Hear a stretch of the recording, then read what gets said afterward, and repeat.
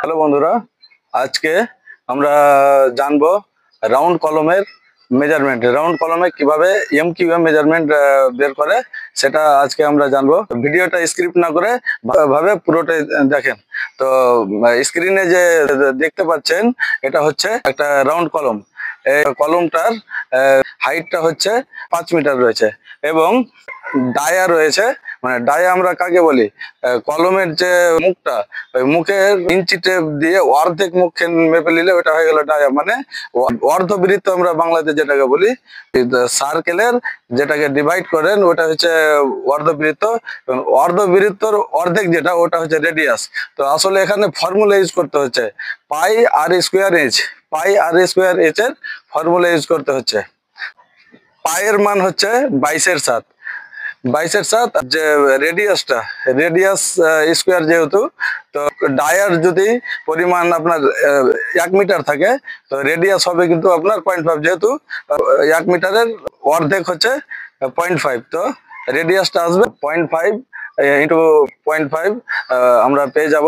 আপনারা ক্যালকুলেশনে করে দেখে নেবেন, 0.25 পেয়ে নেব। এবার ওটাকে হাইট দিয়ে আমরা, যেটা উচ্চতা রয়েছে ওটা দিয়ে আমরা গুণ করব। আমরা যে প্রথমে নিয়েছি পাই আর স্কোয়ার রেঞ্জ। তো পায়ের মান যে আমি বলেছিলাম 22/7। তো 22/7 অ্যাকচুয়ালি কি, 22-কে 7 ভাগে বিভক্ত করতে হবে, ডিভাইড করতে হবে। তো 22-কে যখন 7 দিয়ে আপনি ডিভাইড করবেন তো আসবে 3.14। 3.14 ইন্টু রেডিয়াস যেহেতু বলেছি, ওখানে রেডিয়াসের মান চলে এসছে 0.25।